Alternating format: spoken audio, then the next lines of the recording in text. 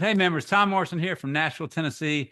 Today we're here to talk about CMMC update and all the great things that are going on there because they're great things because you got to comply, right? And we fortunately we have a couple people in our membership as well as Nick that are helping y'all handle those updates and those compliance things. Before we get into Nick's content, I want to update members on a couple of big things coming up here in the near future. So we have our MTI economic forecast. It's on February 27th at 1 o'clock Eastern time or 2 o'clock Eastern time. And it's vital that you get beyond that because what we have coming is they're going to be unveiling their 2027 forecast. They've been forecasting 25 and 26 the last couple of years, and now it's gotten a 3 year frame, and now they're going to be unveiling 27. And from my understanding, what we're seeing is good growth between now and the end of 27, 28, but they're going to unpack the numbers behind the economy, behind heat treat sales and manufacturing, so you can have confidence in what you're doing in the world of heat treating. The second thing is our next technical standards meeting is going to be on March 4th with our leadership for the Technical Standards Committee. Next week is NAGCAP in California. We just finished the AMEC meeting with all the airspace. ASTM is meeting, and CQI9's got stuff going on with their revision 5. So they're going to unpack all that stuff, that content, what's going on in those compliance standards on March 4th. You'll want to be on that. I've mentioned before, we have NAGCAP meeting coming up next week. MTI hosts 2 different events for all members that are there. We host a Monday technical meeting from 2 o'clock to 4 o'clock. And we'll host a nighttime reception on night 2 from 7 o'clock to 9 after dinner, so you can come and enjoy a relaxed atmosphere and talk about the things on your mind with NAGCAP. You'll want to be there. If you're going to be there, it's going to be at the Embassy Suites across from the hotel that the NAGCAP meeting is. So all the information if you go to heattreat.net and scroll down and click on events, you can find the tab that'll take you to the details of that meeting. But we're going to send out a follow-up on Friday, so you have all the latest details. And then we have our spring meeting from May 5th to the 7th in beautiful Puerto Rico. The best of heat treaters, big and small, are going to be there. And we're talking about some great content. So if you go out to heattreat.net, the big thing that's going to pop up in the middle of the screen is spring meeting details. You click that, you can see the hotel, you can see all the details, you can see the schedule, so you can make your plans to be there. It's going to be another great meeting of members, and it will sell out fast. You want to book your room as soon as you can and get registered. But that's it. We have so much going on this year, Nick. And I know CMMC is a big part of the exciting stuff because it's something that's mandated. People got to do it. So, Nick, for those that don't know you in our membership, give a shout and tell us who Nick Espinosa is. Yeah, and let me share my screen here so you guys can see this now. You should see what the heck is going on with CMMC. And if you don't, please somebody let me know. But thanks, Tom. I appreciate it. I am Nick Espinosa. I'm the Chief Security Fanatic of Security Fanatics. We do all things cybersecurity, cyber warfare, cyber terrorism, infrastructure, government compliance, all that fun stuff. And I've met a chunk of you probably at an MTI event in Vancouver maybe 5 years ago. You still hold the record for the earliest question I've ever gotten on NIST 800.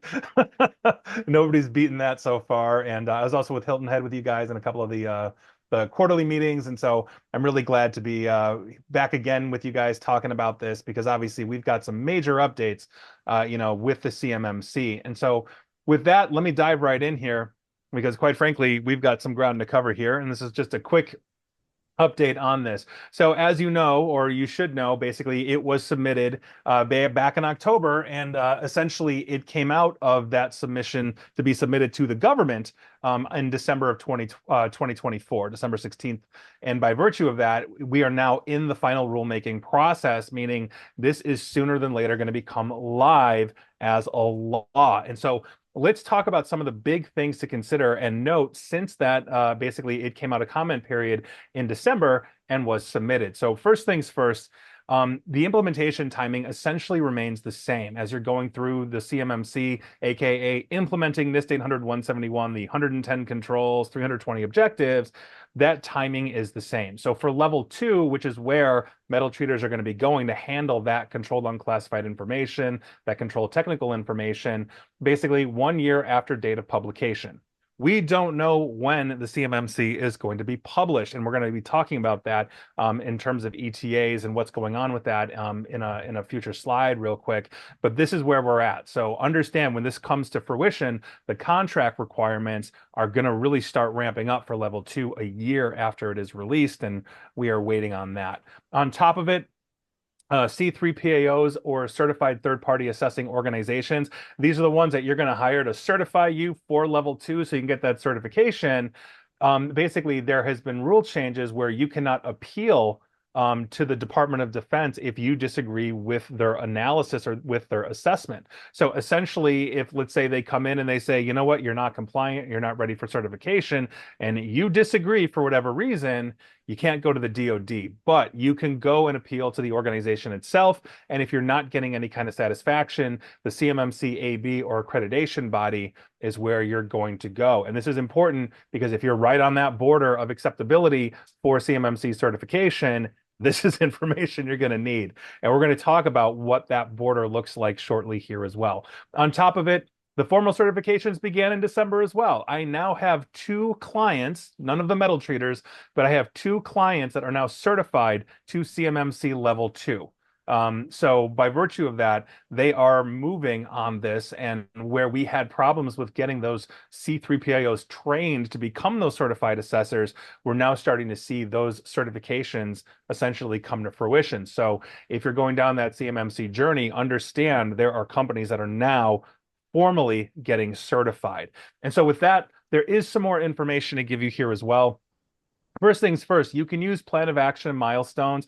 You should understand this as well if you're going through the CMMC. So basically, you understand, oh, we've got a whole bunch of gaps. And so by virtue of that, we're building plans to essentially use those. But there are some changes that you may not be aware of. So level 2, basically, you can be certified and not meet all of the controls. You can put things into POAM state. What you get basically is a conditional assessment. You talk to the C3PAO and say, we want a conditional assessment because we know we've got some outstanding stuff there. And so by virtue of that, you can have an assessment with some things in POAMs. But, and there's a big but, those POAMs now must be completed and then verified and reported to the DoD within 180 days. So by virtue of that, you're saying, hey, C3PAO, we have things in POAM, but we are guaranteeing they will be done in 180 days so that you can take those and submit that score to the DoD on our behalf, which is their job. So how much can you have in POAM?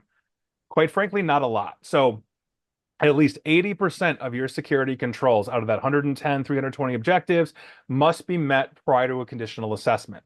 This is what I'm talking about when I mention if you're borderline and you agree or disagree and you've got things in POAM states, you've got to be very clear that you have the vast majority of this done, and that which what you are putting into POAM is essentially going to be done in that 180 days. So of the 2 clients I've now had certified, one was at 110, no POAMs, just totally right out of the gate, got a certification. The other one had the conditional assessment with about 5 to 10% of their controls out of place. They got them done within 45 days, which was enough time for the C3PAO to submit the full score to the DoD, and they became certified, initially conditionally and then fully. So you can do this to make sure that if you're getting close, you don't necessarily have to wait, providing you're doing your own internal assessments to understand that you're at least 80% of the way there. On top of it, this has been a big thing, oh my God, these can get expensive and convoluted. Small business, are there any kind of exemptions for that? Nope. So the DoD basically came down like a ton of bricks and said, look, if the Chinese or whoever intelligence are going to be targeting us, they're going to target small business. Small business tends to have less security controls. And so if you've got DoD work, let's say you're a smaller metal treater, you got to comply with this as well. There is basically no way around that if you're going to be handling that controlled unclassified information that is categorized. So here we are. And on top of it, they made another interesting change in that external service providers like MSPs, managed service providers like IT companies, are now exempt from level 2 certification. So you've got that outsourced IT, they're not going to get that certification. That's actually fine now. What is different though is that if they're going to have access to the CUI, or they're going to send, or you're going to send them CUI in some way, now they're in scope. Now they come into play. But as you're going through the assessment, if you can show that, like, yes, we have an IT team that comes in to support us, but all they do is update, they can't access the CUI, they don't have control over that, then they actually get a pass. Now that doesn't mean that your supply chain, let's say in metal treating, let's say you're outsourcing some of your metal treating work to a friendly MTI member down the street. They're going to be handling that CUI. They are in scope. They need certification. But these external providers that may not have this kind of access are now exempt, and that is a change since basically it came out of comment in December. So make sure you're aware of that. And with that, we've just got a couple more things to go before we open this up. First things first, you now can protest. You can basically have a pre-award protest if you're going through the bidding avenues to basically bid for a job. And so essentially, if you think that the DoD basically applied something incorrect to a contract, you have the right to challenge that. And, it's going to be dependent on the contract. I mean, if the contract's due like yesterday, they're not going to take the time to challenge it, but you can have a comment period. You could potentially file a protest. So let's say you're metal treating something that, when you really look at it, it might be for a sensitive war fighting, prime contractor, but you're treating it to the same specifications. Well, I can walk into Home Depot and buy that screw or whatever it is, right? Well, now you can protest and say, hey, wait a second, you could literally probably buy this at a Home Depot. This is not, considered that critical. Therefore, it should not be marked CUI. And they may say, yeah, and so the way we're looking at this here is that we were filling out a lot of different comments on behalf of various industries. I ghost wrote quite a bit of comments and challenges for like the construction industry and others, talking about essentially how to classify or not classify things that are CUI. And so by virtue of that, understanding that we had that conversation in Hilton Head with all of you that were in Hilton Head about what is CUI. Is it a recipe? Is it the complete order, et cetera, et cetera? We have been lobbying basically on your behalf to get, those recipes out of the CUI to give you guys some relief. But we'll see where that goes. But either way, you have a chance to protest. And on top of it, there are some unknowns. We don't know when it's going to go live right now, and we're going to talk about some of the impacts of that on the final slide, which is the next one. On top of it, we understand that you as metal treaters, all you MTI members are going to be handling control technical information. But again, there are still some unknowns. And NARA, this is the National Archives and Records Administration, hasn't clarified any of this as well, and we don't expect them to, which again we'll be talking about. At least expect them to anytime soon. And so with that, let's go to the very last slide here, and then I'd love to open it up for questions. But first things first, and for the record, we have a new presidential administration. Now, I'm going to say this right out of the gate. This is not getting political. I don't care what you believe politically. You can love or hate the president. I like to say cybersecurity is agnostic to politics, but we're definitely not immune from it. And this is one of those cases. And so let's go through what essentially happened. Now, if you've been following the news, you may know that on January 20th, President Trump, then President-elect Trump, was sworn in as President Trump and started issuing executive orders. The executive order we are talking about essentially put a freeze to federal funding, which pauses all departmental programs, including the military, which includes CMMC. Now, this is somewhat traditional for presidents, a new incoming administration. So when Biden came in, there were a lot of projects that were in the works under President Trump's first term that were stopped so they could review. When Trump came in the first term, Obama projects get stopped. Obama stopped W's. So some of that is normal. But the thing is that we don't necessarily know the kind of wild card that we're seeing here, because they're taking actions that we haven't seen in previous presidencies. And by virtue of that, legal challenges were filed immediately. And they were filed immediately on behalf of multiple departments. And so by virtue of that, here we are. So this kind of puts it in a bit of a limbo. But here's the thing. If you pause this is a risky proposition. And we've done analysis here as we have clients that are members of Congress. We have clients that are lobbyists, et cetera, et cetera. So we are building risk footprints on the political side in terms of cybersecurity quite a bit. And so here's the reason why you should keep going. First things first, CMMC was really birthed under the first Trump administration. This has been something that really came to light. Before it went public early of January of 2020, just before the pandemic, again, under President Trump's first term, this was essentially birthed during his first term. On top of it, cybersecurity measures historically have been bipartisan. So, for example, at the end of Trump's first term, a bipartisan bill on IoT cybersecurity for the federal government was proposed in Congress, voted for almost unanimously in both the House and Senate, and then signed into law by then President Trump. Not to mention, under President Biden, we saw many Republicans almost again unanimously on cybersecurity bills voting alongside Democrats.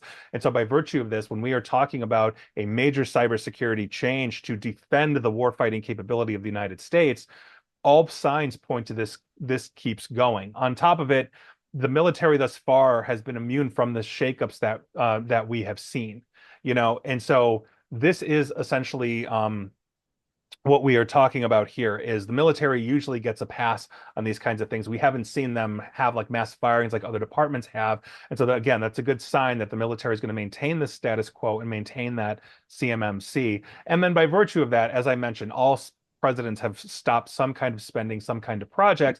And so we are fully expecting this to go back on. But the biggest indicator here is that even though we had new incoming administrations, the C3PAOs are now in full swing.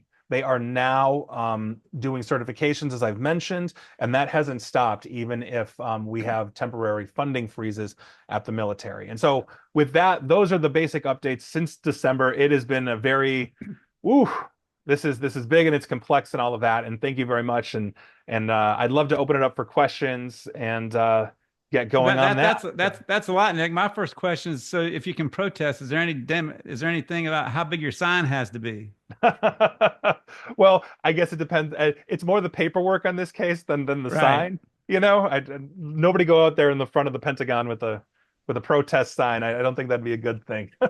So one of our members, Stephen, has asked, where can he see the rules that MSPs are now exempt?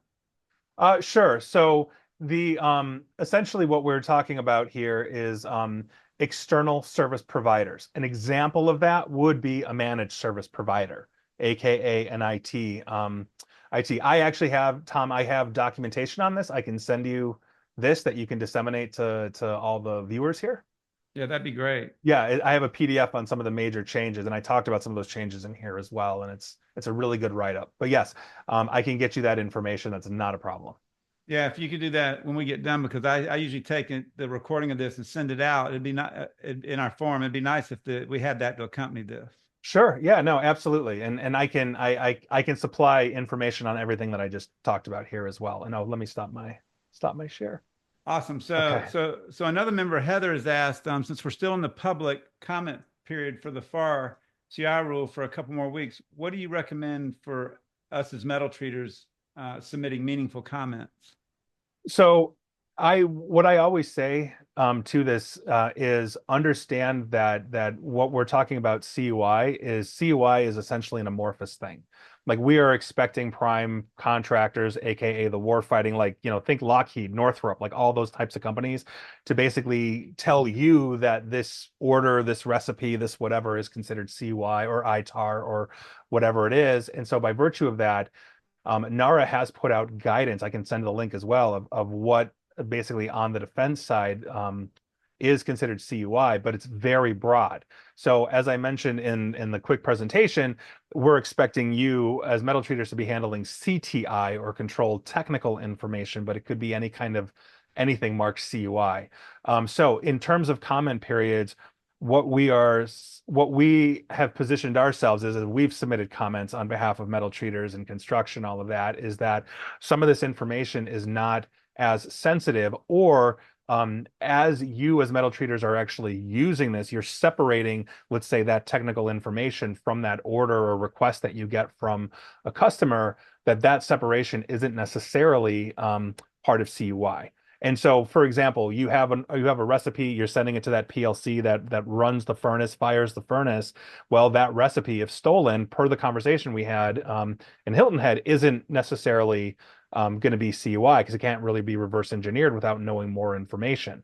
And on top of it, the Department of Defense has released scoping guides for things like ICS or industrial control system, where you, as a metal treater, for example, and I know you're all running PLCs that you bought when the Macarena was popular. That's just how you guys work, which is, that's construction too, right? In manufacturing, is they now have scoping guidance that allows you to de-scope these. You recognize that you have older ICS, you can't patch and update, and you've taken steps to mitigate it, but it doesn't have to be fully compliant. And those scoping guides are available on the DoD website to download, and I highly recommend that you do. Um, and um, and yeah, so I would really position any kind of comments for CUI on having clear definitions of it, and the argument that your recipes are not CUI. A lot of what you do is not or shouldn't be classified as CUI. We think that's the best angle to take, and those are the comments we've been writing thus far, Right. or ghostwriting, I should say. So next question was, even though MSPs are exempt now, what is the minimum level that we should be using to evaluate future providers? Right. So by virtue of that, supply chain due diligence would still basically be required of any external service provider, ESP or MSP managed service provider, et cetera, et cetera. And so having certifications that basically show an adequate attestation of security controls is important. And so sending them those attestation requests to understand where on the NIST framework they do and do not have security controls, if they have certifications, ISO 27001, SOC 2, obviously CMMC, if they're going for it, the more the merrier. Right. But there's a lot of standards out there. SOC 2, we see more on the cloud or cloud providers than we do pure service providers. But ISO 27001 is something we see a lot of. SOC 2 Type 2 is also run by the AICPA, so it's more box checking. But that said, yeah, SOC 2 works perfectly fine. Also, certifications of technical controls and sign off by executives or officers of the company as for attestations of security controls is perfectly fine too, as well. So do you think the rule is written? The question that came out of the crowd was, do you think the rule is written will create a pathway for a successful waiver? It seems unlikely, but there's a ton of heat treaters below the poverty line that this could be company ending with the expense. Right. So by virtue of that, the waiver system we know is in place. And there is a level 2 variant where you do not have to be certified. You have to self-attest that you have this. That said, if you have a data breach, then you're going to get audited. That said, that is for essentially uncategorized CUI. And what you're handling, as far as we know, is categorized CUI, which does require that assessment and that third-party certification. The waiver system is supposed to die within 6 months of it going live. And then 1 year, the contract requirements start to increase for level 2. And it's basically like a 3-year expansion. So the point is that yes, you can get waivers, but understand the waiver doesn't come from the prime contractor. The waiver comes from the DoD. It's for one specific project. And when that project is done for that contractor, the waiver is essentially ended and you'd have to submit for another one. The point that the DoD put the waiver system in is to give you essentially a grace period for one, the prime contractors to say, we really need this metal treater to do it, even though we know they're not certified yet. And it's basically a shot across the bow for the metal treater in this case, right, to say, we really need to get this done. We can't depend on waivers indefinitely. So another member, Andrew, commented that it looks like there's not a lot of clarity of, do you need level 1 or level 2, and it's expensive to do either. Is there any clarity coming to tell people what they need? Yes. So the official guidance is, if you're going for a level 2 certification, you do not need to self-attest to level 1 because you automatically have level 1. Level 1 are those core controls that are going to be foundational to building a level 2 certification successfully. And so if you're going to level 2 to handle controlled unclassified information, just forget about level 1. You're already baking that in. So you don't have to self-attest to level 1. If you're attesting to level 2 or certifying to level 2, then you've got level 1 covered. So don't waste your time. Don't worry about it. You're already checking those boxes by doing that, right? So another one of our members, John, asked, should we assume that any document subject to ITAR is CUI? So that is a really good question. The short answer is, long answer is yes with an if, short answer is no with a but. And let me let me explain that. So CUI, or controlled unclassified information, is not a military term. It is a federal government term that is run by NARA, the National Association of Records Administration. So, or the National Archives and Records Administration, excuse me. So by virtue of that, ITAR compliant data and EAR compliant data, except for EAR 99, can have CUI markings or designations. Now, ITAR has some specific holdouts outside of NIST 800-171 that CMMC doesn't have. And one of the primary ones is ITAR can, depending on the classification of ITAR, go beyond US persons to only allow US citizens to handle that kind of data. So if you see CUI and you have clients that are adhering to ITAR, CMMC and ITAR align very heavily in the sense that they are 800-171. That said, we are at some point expecting the ITAR standard to adopt and align with CMMC. That has not happened yet. And if you're looking at cloud providers, there are some differences. So cloud service providers all need FedRAMP authorizations or the new certification that recently came out. CMMC level 2 requires a FedRAMP moderate cloud provider, where ITAR needs FedRAMP high. So there are some differences, but yes, if you're getting CUI and ITAR, you still treat it as an ITAR covered entity, and you would treat it as ITAR controlled as well, because you can get CUI from many, like the State Department has CUI. Right. Not that you'll ever be metal treating for the State Department, but they have CUI, or maybe you will, I don't know. But they have CUI as well. So this is not a military specific thing. So we've been talking about this for a couple of years. You've spoken, like you said, at our Midwest chapter. You've spoken at national meetings about this stuff, and I mean, there's so much that goes into CMMC compliance. So what kind of gap analysis should anybody be doing to identify where they're lacking in this race to get to be compliant? Yeah. So if you're newer to CMMC and you're thinking, well, this didn't explain what CMMC was at all, I apologize for that. CMMC is the Cybersecurity Maturity Model Certification from the U.S. military, and if you're going down this road, they have what is called the SPRS, or SPURS scoring, Supplier Performance Risk System. That is basically a nice sheet that has all 110 controls on it, and it gives you the ability to understand where you do and do not have controls in place. Now, the controls are scored three different ways. There's a 5-point control. Those are the big, most complex ones, the overarching controls you need. Then the 3-point ones, obviously, that have maturity around them, and then the 1-point ones. And so usually, if you're doing a gap analysis and you're missing like 5-point controls, those are the ones you start with, because usually you're going to start checking boxes for the 3-point and 1-point controls as well. So when we're talking about POAMs, like the plan of action milestones, and you have to have at least 80% done, all your 5-point controls should be done.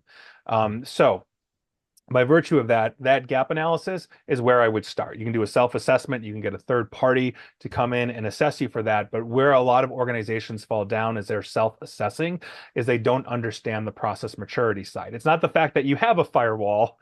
It's the fact that you have a policy around it, like access control, data classification, all this kind of stuff, filtering, and then you have a process in place and you're managing the whole thing. So if you've got the policy, the process, the control in place, and you can show proof of management, now you've got the maturity going. So understand a 5-point control isn't the technical side of it as well. It's the administrative side and possibly physical side, if it's like protecting a building that's housing, controlled unclassified information. Well, with stuff this complicated, navigating it, what kind of challenges have you seen most people trying to comply with CMMC come upon? Yeah, so in the metal treating world, one of the things, and this is the same for manufacturing clients that have to go through CMMC as well, and I've got a good chunk of those also, is the fact that you all have a lot of industrial control systems, operational technology, OT versus IT. And so from a metal treating perspective, how to properly handle and defend that becomes very important. Again, there's scoping guides from the military out there on that specific thing that allow you to address and handle ICS, industrial control systems, or that OT in a different way, providing you've acknowledged it, you've addressed the risk, and you're doing your best to mitigate the harms of those risks. And so I think that's like one of the big things that a lot of organizations don't know what to do. And the other side of it, to the earlier question, Tom, is some organizations don't know where to start. This is so Right. big, this is so complex, I just don't know where to start. And so by virtue of that, starting with that gap assessment, understanding these are the controls you need in place, and what do we have, good, bad, or ugly, and be honest with yourself. When we've seen scores of under 10 out of 110, we've seen scores of like 80, where the question becomes, why'd you even hire us? You're rocking it out, and everybody's in between. Right. And so figure out genuinely where you are. And then from there, you can start planning. Don't take it as a whole. Take it as, okay, we have these 10 things. We're going to focus on this because it's the most critical, followed by this and this and this and this, like project planning, and you're going to be much better off. But start with that gap. Yeah, I can remember when you first put this standard up on a screen, I think he had an Excel file and it had all this stuff from A to Z, and everybody's in the room just like, what am I looking Yeah. at? It's a Yes. lot. Yeah, this is why I always recommend all of my webinars or in-person stuff is open bar. It's just easier for everybody. So, Right. So obviously it's just not the member that's got to be compliant, obviously subcontractors and suppliers as well. What kind of conversations should you be having with those that are connected to you doing business with the Department of yeah, no, Defense? that's a really good question. And as I briefly mentioned, supply chain due diligence, I think it was Heather's question. Supply chain due diligence is required on everybody, even if like an external service provider is not going to be handling CUI and is therefore exempt from that certification, you still need to do supply chain due diligence. But if you have other metal treaters that you're working with, because you're outsourcing or sharing these jobs, they need to have these certifications as well. If you have suppliers of hardware, software, anything that could potentially impact your operations or potentially access CUI, all of them need to go through supply chain due diligence, and you need to show evidence to the third party assessor that you essentially have done that. That yes, your supply chain is secure. That's one of the big pushes. The military is sick of just having China eat their lunch, for example, and they're not the ones getting hacked.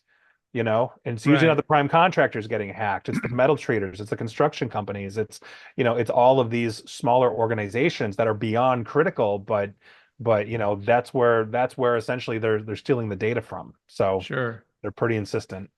So one of our members, Jack, asked, can we get a copy of the list of referencing the list of items and the correlating point systems? Is that a list that's available? Yeah, so yes, so the SPUR scoring, the self attestation scoring. I mean, one you can download it straight from the military, but I'm more than happy to send that to Tom. You can send it out as a document kit. I can also send the scoping guides, the assessing guides, like all this kind of stuff. Tom, I can give you all of this, and you can send it out.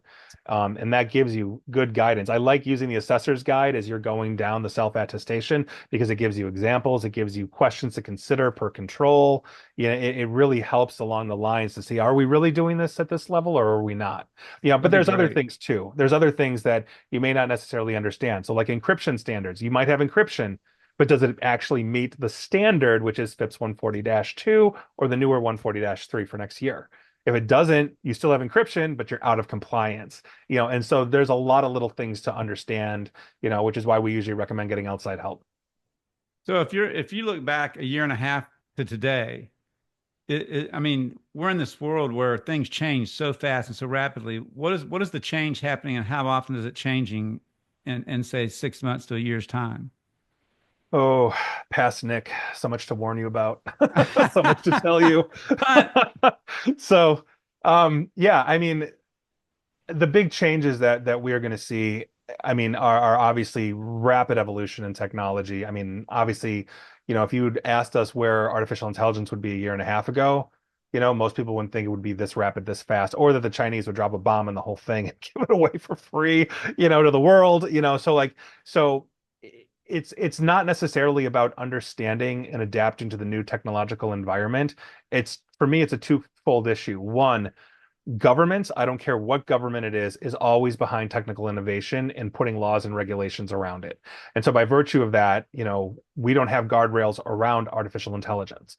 For example, we don't have actual codified laws. We had an executive order that Biden did, but Trump rescinded that. We just don't have guardrails. The point of that is that as you start adopting these kinds of technologies, it becomes that much more important to vet the technology before you actually use it. I don't want to see you feeding a whole bunch of information to a Chinese AI because it's solving problems for you, but it's also sending everything to Beijing, right? So like there right. there has to be these changes. The other side of it is understanding that the evolution of cybersecurity is much different than traditional technology in the sense that we don't know when that 15-year-old kid is going to break all of Google, and then we have to slam on the brakes, figure out what on earth that kid did, and then by virtue of that, we essentially have to now prepare or create a new defense. Whereas we know the iPhone 17 will be slightly better than the 16 because of a better camera, right?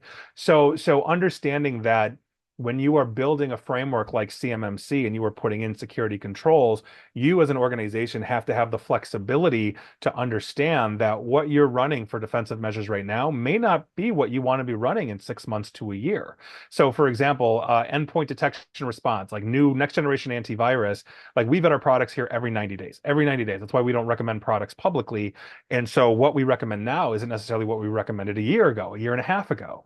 And so making sure you're not locking yourself into like a 5-year contract for like, like an antiviral solution because you're just shooting yourself in the head potentially, is kind of that name of the game. So plan for those changes, understand that your defenses can in a year look much different, whether it's product choice or approach. And it's something that a lot of companies really need to bake resiliency in for. It's amazing the mindset that a 15 to 19-year-old kid wakes up and says, I think I want to try and break into this system. Yeah, that was And me. and there's some that do. Yeah. It Yeah. takes me back to the movie War Games. Remember War Games with Matthew Broderick? Yeah. Oh yeah. Yeah. So I grew up emulating that. You know what I mean? Like that's, I got my computer very early on and absolutely love it. But that's exactly what it is because there is an element. I have an entire presentation on the different types of hackers, but there is out there that those people that don't want to ruin anybody's day. They're not trying to get into trouble. They're not trying to cause trouble. They just want to see if they can do it. And then there are that will absolutely rip you off.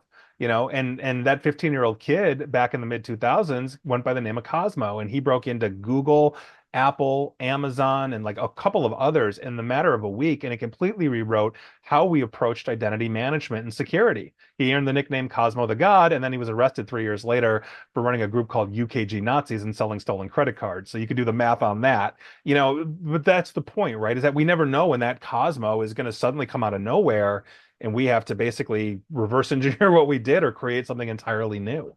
So it begs me to ask the question because I remember one of the things that stuck with me in your very first presentation to our membership was that most hackers are lazy and they're like Oh teenage yeah. kids running through a parking lot flipping door handles and they're going to stop at the ones that open up.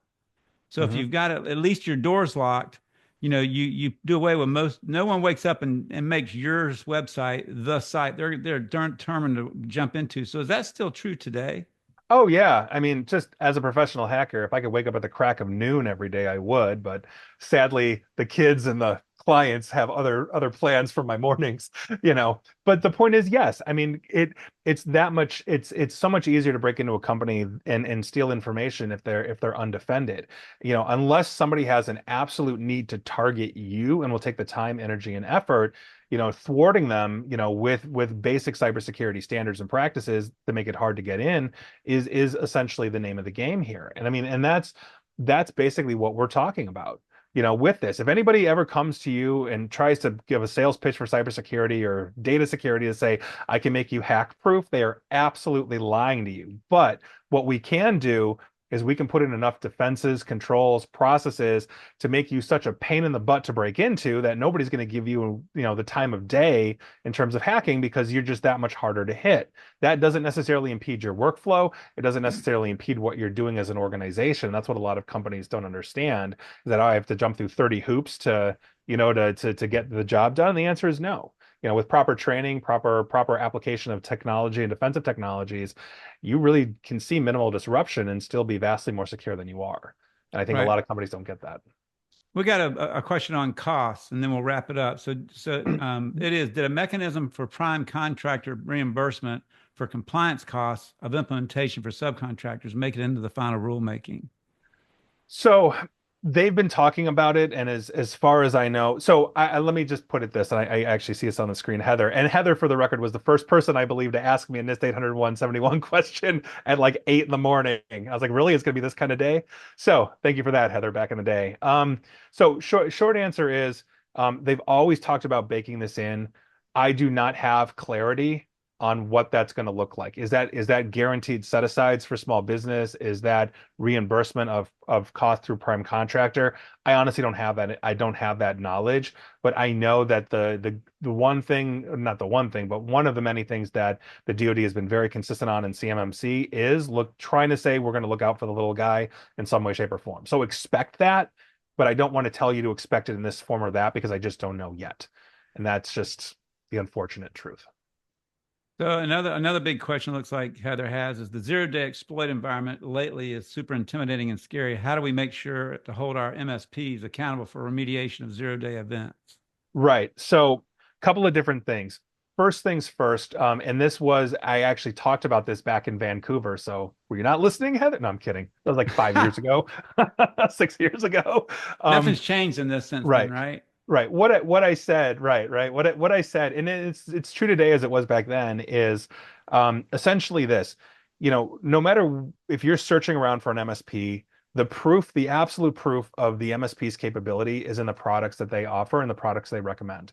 And the reason why I say that is there are massive gaps between, and we'll just use firewalls. It's such an easy example. There are so many mid-range firewalls, and then there are enterprise firewalls. And those mid-range firewalls out there lack some of the real critical defensive capability, whether it can't inspect all traffic and I can download even basic, let alone zero-day infections through it, or it's not turning around inoculations fast enough as all of these zero days are being caught in the wild. So the tune of millions and millions of variants every year. And so if they are offering you enterprise level technology like those firewalls, you're closing that gap. And as I said back then, and I'll say it again, just to refresh memories here, cybersecurity is a zero-sum game. You're either defended or you're not. And if you're putting in something that's 85% effective against the leader, that's a 15% hole I'm going to drive a truck through.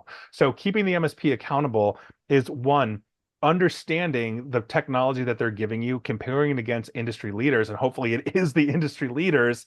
That's why we vet our products every 90 days, but it's also ensuring that as you build incident response plans and remediation times, they are integrated into this because you basically, if the bomb drops and you get ransomed, your first call is 1-800-MSP, whatever that is, and you're expecting them to parachute in and save you. Well, they better know that. They better be aware of your incident response plans. You better have SLAs or service level agreements that speak to that 4-hour turnaround or whatever it is you've identified that you need. And if they can't do it, they're probably not a good fit. So that's the other side of it. The best technology that money can buy, because quite frankly, the Fortune 100 level, the military level defensive firewalls are affordable for small business. They really are. And by virtue of that, also integrating them into your actual response plans is beyond critical. I see that as a huge miss all the time. So Nick, what is the best way for people to contact you that have further questions? Sure. I mean, I can put my email address in the chat here for everybody, but yeah, you can find me essentially securityfanatics.com is our website. Nick at securityfanatics.com is my email address, and I'll type it in the chat before we leave here. But you can also find me on like YouTube / Nick Espinosa or Nick A ESP on like Facebook and Blue Sky and like Twitter and like all the social media platforms. LinkedIn as well. Feel free to connect. I do daily stuff. Awesome. One thing I want to mention is one of our members, Blue Streak. Many of you do business with their management, the shop management system. You can contact Joe Coleman there. Joe Coleman is joe.coleman at go/throughput.com. I'll send it in the follow-up email along with Nick's stuff in this our online forum, so you can rewatch this and you can look at all the information that he's going to be providing. So Nick, we'd like to make sure what and that whole list of stuff that you said you could send whatever you think is really vital and important at this stage of the game for members to be looking at through the questions we've looked at today. But any last parting comments you'd like to say to the members as they venture out in this crazy world of CMMC? Yeah, no, just that it's, just despite the temporary pauses that we're seeing from the new Trump administration, this is coming to fruition. And quite frankly, you've got to be on this. If you have military contracts, if you're planning on even expanding into other different aspects of the government, you've got to really be taking a hard look at CMMC. And at this point, you've really got to be going down that road. And so make sure you've got those, internal gap assessments, make sure you're doing it properly, and just good luck and prepare like the rest of us. Awesome. Well, Nick, thank you. So members, remember, get on top of this. Do not wait. You've got Nick Espinosa to call. You've got Joe Coleman, one of our members, to call on this as well. We'll have those contact information in the email. And remember not to miss the next Heat Treat Live on February 27th at 2 o'clock Eastern Time, where we'll unpack the economic forecast for the next 2 to 3 years. It's going to be very enlightening for you. I think you're going to like the news you're going to hear. So have a great day. Thank you for all your membership. And remember, you're not just strong, you're MTI strong. We'll see you soon.